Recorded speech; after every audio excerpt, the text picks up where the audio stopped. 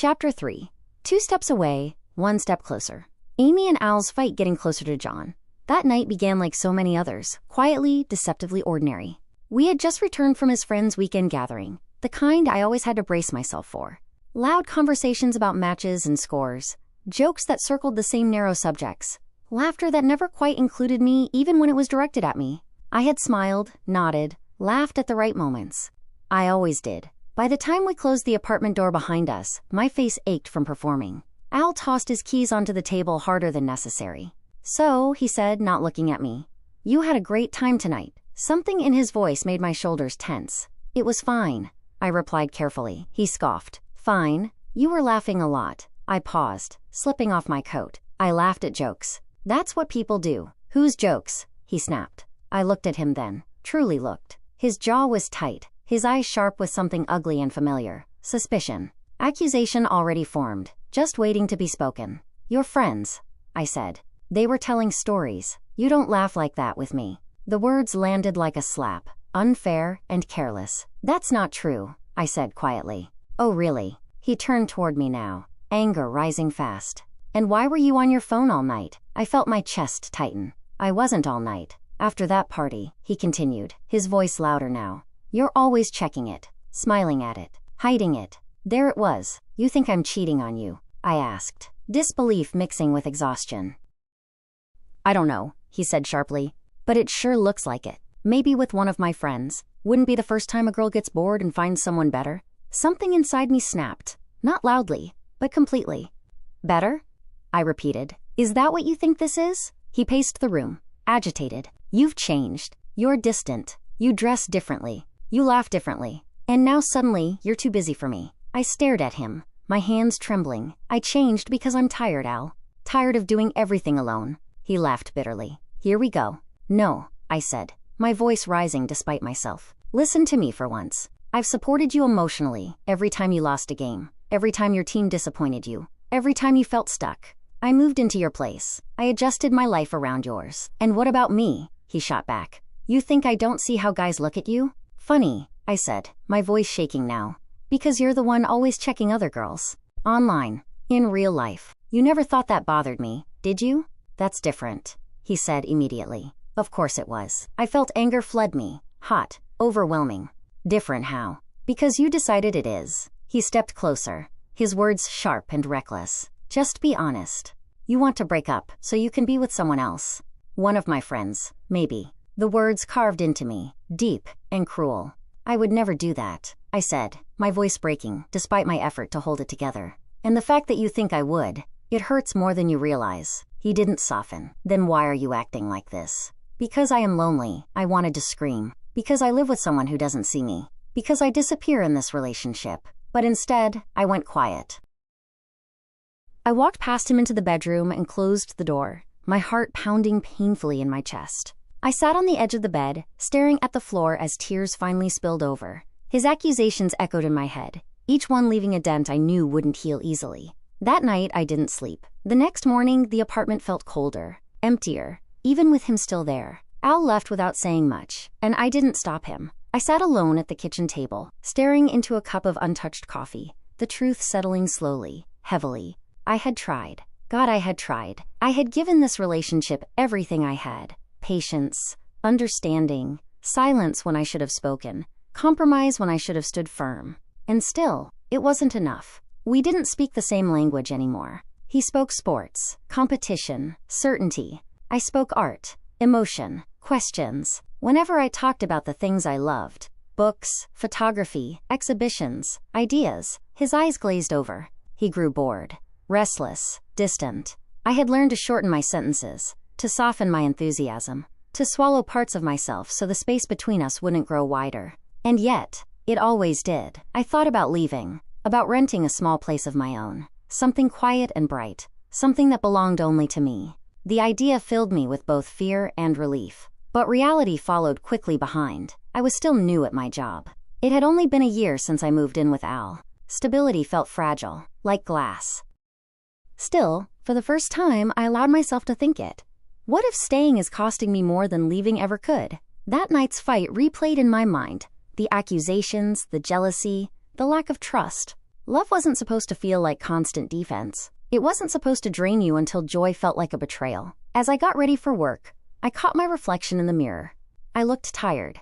Older somehow. But behind the exhaustion, I saw something else too. Clarity, slowly forming. I didn't know when or how, but I knew this much. This relationship was breaking me, and I couldn't keep calling that love. I barely remember the commute to the office that morning. The city moved around me as it always did. People rushing, coffee cups in hand, conversations overlapping, but I felt removed from it all, like I was walking behind glass. My body showed up where it was supposed to be, but my mind lagged behind, still trapped in the echoes of last night's fight. You want to break up so you can be with someone else. Al's words replayed themselves without mercy. Each time, they landed with the same dull ache, the same disbelief. I sat at my desk, staring at my screen, rereading the same email over and over without absorbing a single word. My fingers hovered above the keyboard, unmoving. "Hey, Amy." I flinched slightly and looked up. John was standing beside my desk, holding a coffee cup, his expression easy but observant. Not intrusive, just attentive. "Morning," I said, forcing a smile that didn't quite reach my eyes. He didn't comment on it immediately, but his gaze lingered for half a second longer than usual. "You okay?" The question was simple, gentle, and somehow, that made it harder. "Yes," I lied automatically. "Just tired."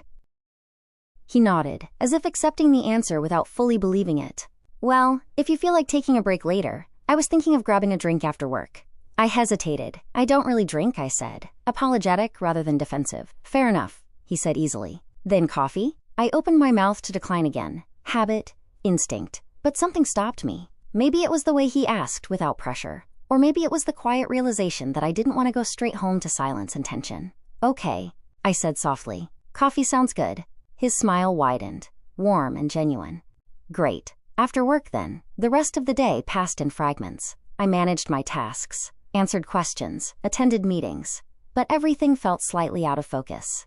When 5 o'clock finally arrived, relief washed over me. Not because the day was over, but because I didn't have to face the evening alone just yet.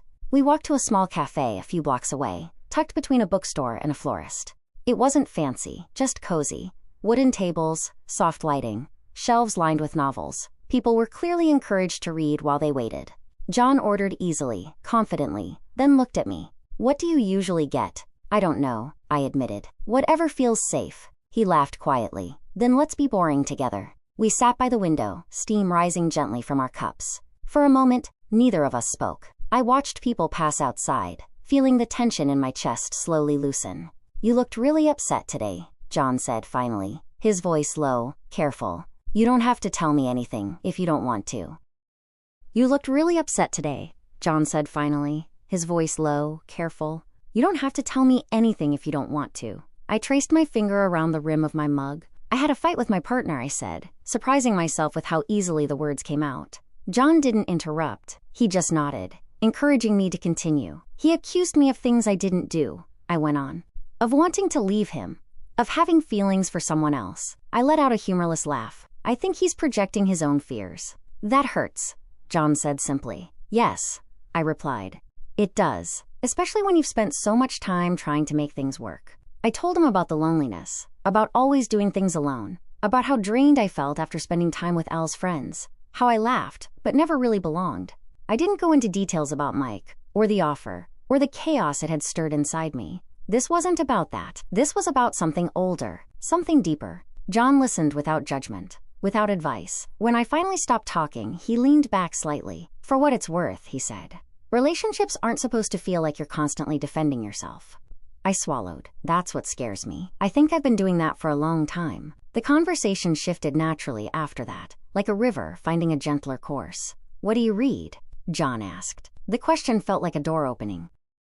"Mostly novels," I said, my voice lighter now. "Stories that make me feel less alone. Writers who notice the quiet things." His eyes lit up. "Any favorites?" We talked about books then, about authors who lingered in memory, stories that stayed with you long after the last page. He loved films too, the kind that asked questions rather than answered them. We discovered overlapping tastes, shared references, mutual admiration for stories that trusted the reader. For the first time that day, I laughed without forcing it. Time passed unnoticed until the cafe lights dimmed slightly, signaling closing time. We gathered our things, stepping back into the evening air. "I'm really glad we talked," John said, as we stood on the sidewalk. "Anytime you feel like coffee again, no pressure." "I'd like that," I said honestly. As we parted ways, I realized something quietly profound. I didn't feel lonely anymore. Not because everything was fixed. Not because answers had appeared, but because, for the first time in a while, someone had seen me. Really seen me, without suspicion, without expectation. And as I walked home, the night felt just a little less heavy.